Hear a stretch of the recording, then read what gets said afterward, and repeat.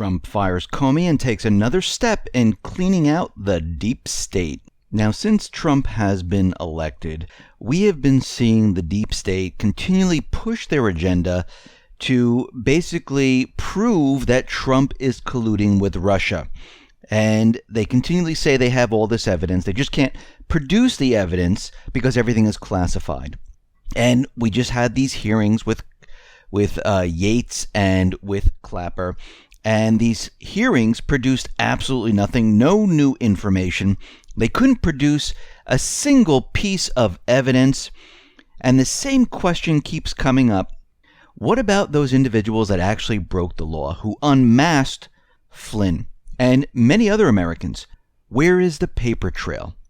Who signed the order? Now, going back a month or two, when Comey was sitting in front of Congress, Trey Gowdy was grilling Comey and asking him certain questions about unmasking. Who are the people that have the ability to unmask? Isn't this a crime? Aren't you investigating? And Comey pretty much said we were not investigating. Actually, with no evidence, with nothing to support the investigation of Trump and Russia, they decided to set course on looking at that instead of looking at a crime that has been committed. Just take a listen to the videotape of Trey Gowdy and Comey and their exchange. Programs are intentionally designed to preserve the privacy of U.S. citizens. They are intentionally designed to ensure the information is collected and used only for legitimate national security and criminal investigative purposes. There are statutory safeguards. There are warrants based on probable cause. There is a FISA court that is involved. There are audits on the back end, and we think so highly of this material. It is a felony punishable by up to 10 years in federal prison to unlawfully disseminate it. All of this was done to make sure this information gathered remains good as it relates to U.S. citizens. The way I view it, Director Comey, the American people have an agreement with their government. We are going to give you the tools to keep us safe, even if it infringes on our privacy some. We're going to give you the tools. And government in return promises to safeguard the privacy of U.S. citizens.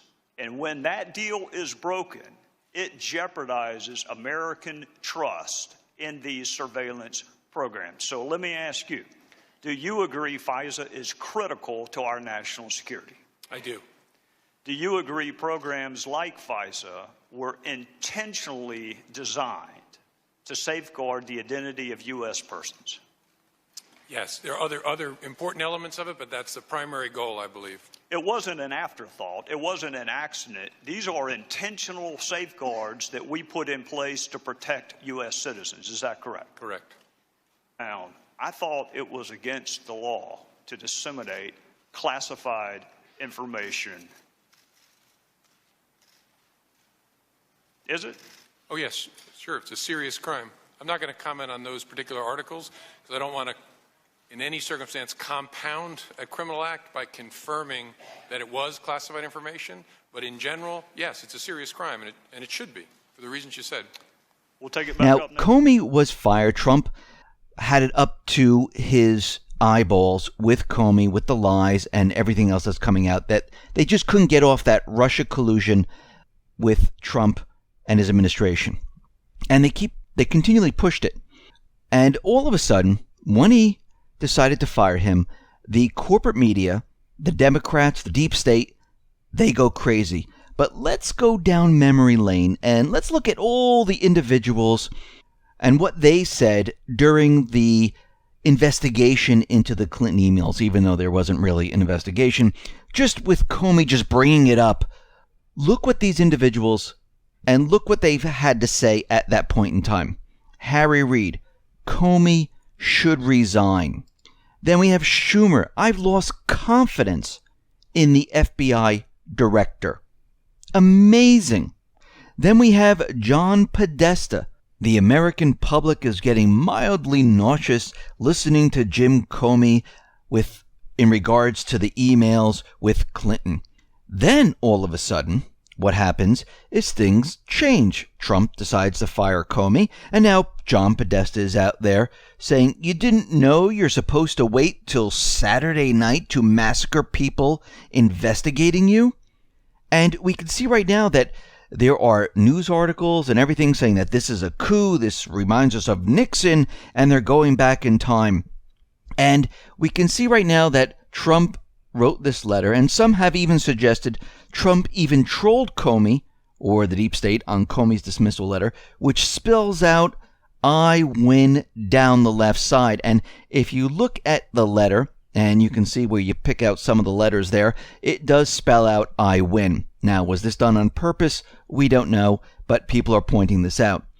And of course, the news media, they hit the panic button after Trump fired Director Comey. The media coverage portrayed Trump as a third world dictator and even suggested that the president had triggered a constitutional crisis. The New York Daily News called the firing a coup on its front page. And then we had CNN with Wolf Blitzer and Jeffrey Toobin. And Jeffrey Toobin said this is the kind of thing that goes on in a non-democracy. That when there is an investigation that reaches near the President of the United States or the leader of a non-democracy, they fire the people who are in charge of the investigation. And he says, this reminds me, this looks like what happened to Richard Nixon, where Richard Nixon went ahead and fired the head prosecutor at that time. Now, again, there is absolutely no evidence whatsoever. There is nothing of substance, because if there was, and there is no special prosecutor, the FBI is doing an investigation, and so far, Clapper, Yates, Comey, they have found absolutely nothing, because if they found it, and believe me, they're looking through all their different spying records, trying to dig up something, and they can't. And with them, all of them, hiding the paper trail, not investigating who leaked the information, who did the unmasking, because that's where the real crime is. That's where the law was actually broken. Without any of these agencies investigating this is a cover-up, just like the Clinton email scandal. They are covering it up. They don't want it out there. They don't want you to know who signed off on it, so they're trying to divert attention away. And the firing of Comey right now is basically removing bits and pieces of the deep state. Now, Comey should have been let go a long time ago. Trump needs to let a lot more people go. He needs to fire a lot more individuals. And we can see right now, maybe this is the start of something where it's time to clean out the deep state. Now, you can hear more of all of this in the full report, which is on the X22 Report YouTube channel. And those reports are Monday through Friday, one on Sunday, and they're between 6 and 7 Eastern Standard Time. And if you want to listen to incredible interviews, you can go to the X22 Report Spotlight YouTube channel, where you can hear interviews with Cliff High, you can hear interviews with David Morgan, you can hear interviews with Michael Snyder, you can hear interviews with David Stockman, Jim Rickards. So head on over to the X22 Report Spotlight YouTube channel, and you can hear all the interviews there.